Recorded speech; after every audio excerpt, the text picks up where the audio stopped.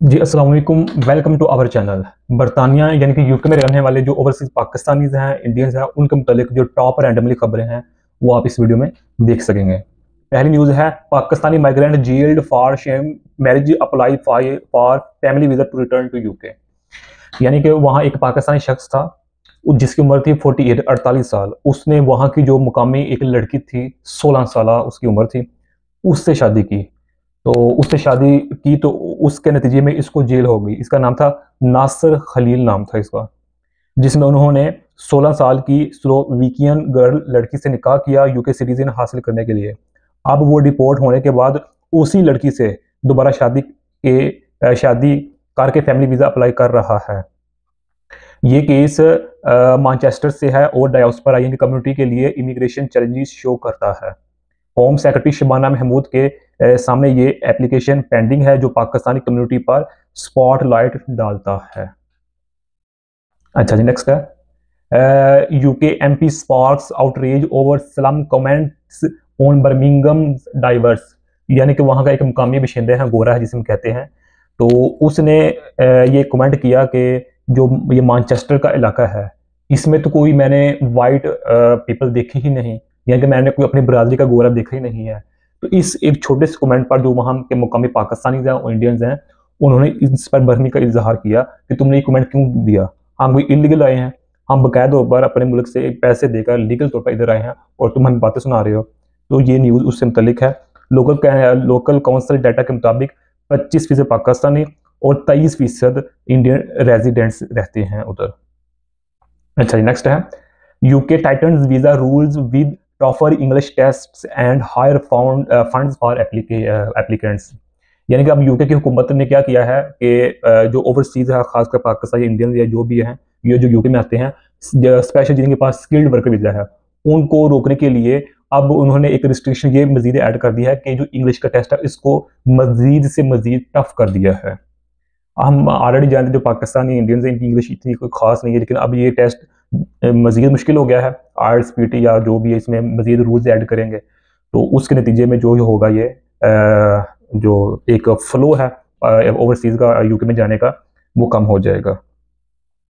अच्छा जी, और जो इसमें दूसरी बात है वो मेरे ख्याल में एक बहुत बुरी बात है, वो ये इसी न्यूज़ में है कि जो पोस्ट स्टडी वर्क है, यानी जो PSW है, वो 18 महीने का यानी कि 1.5 साल का कर दिया गया है।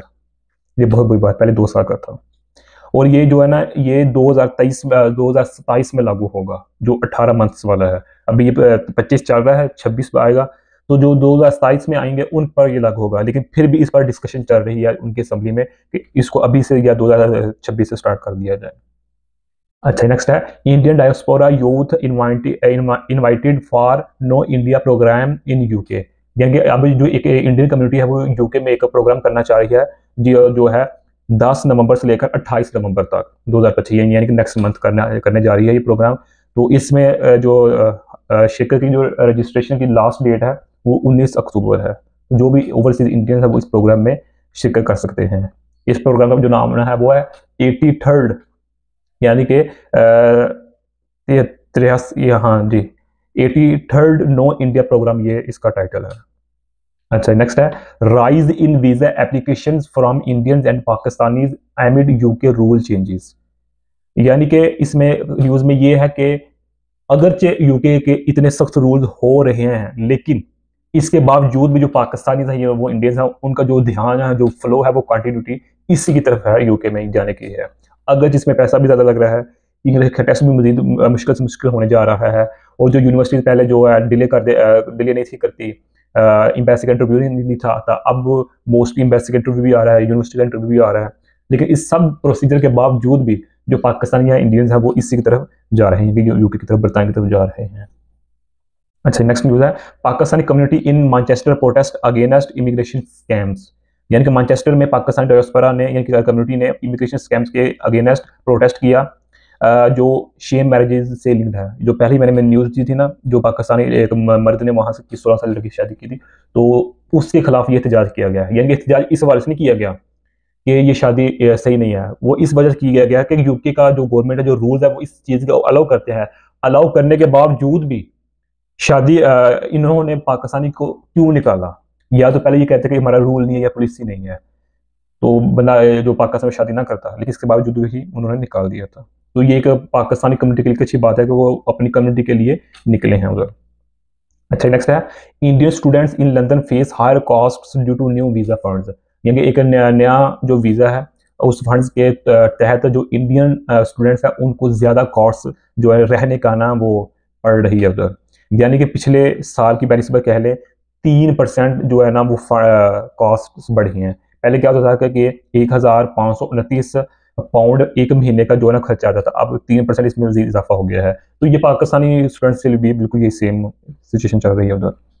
अच्छा जी, ये जो न्यूज़ है वो मैंने बता दी, लेकिन ये अलग से भी न्यूज़ है। Shorter post visas impact Indian professionals इन यूके। यानी कि ये पाकिस्तानी और इंडियंस के लिए भी ये एक ही सेम न्यूज़ है कि जो है PSW वो 18 महीने का कर दिया गया है और ये लागू होगा 2023 से। अच्छा, नेक्स्ट है, Pakistani leaders visit UK to address diaspora issues. यानी कि हमारे जो पाकिस्तान की पीपल पार्टी है PPP, इनके एक जो रहनुमा है वो यूके में गए और वहाँ जो ओवरसीज पाकिस्तानी उनके साथ उन्होंने खिताब किया और ये पॉजिटिव इम्पैक्ट है, पॉजिटिव मैसेज है पाकिस्तानी कम्युनिटी के लिए जो यूके में रह रहे हैं। अच्छा, नेक्स्ट है, increased employer charges for hiring south Asians in UK. यानी कि यूके में एम्प्लॉयर्स को स्किल वर्कर हायर करने पर 32% ज़्यादा चार्जेस देना पड़ेगा जो इंडियंस और पाकिस्तानी को हिट करेगा। ये बर्मिंघम बिजनेस के लिए कॉस्टली है जहां डायस्पोरा यानी कि कम्युनिटी वर्कर्स ज़्यादा हैं। ये रूल इमिग्रेशन रिड्यूस करने के लिए है, यानी कि यूके चाह रहा है कि किसी ना किसी तरीके से हम जो ओवरसीज है उनको कम किया करें। अब जो भी उधर फैक्ट्री है या जो बिजनेसमैन है जो भी ओवरसीज को हायर करेगा तो उसको 32% 32% ज़्यादा फीस अदा करनी पड़ेगी।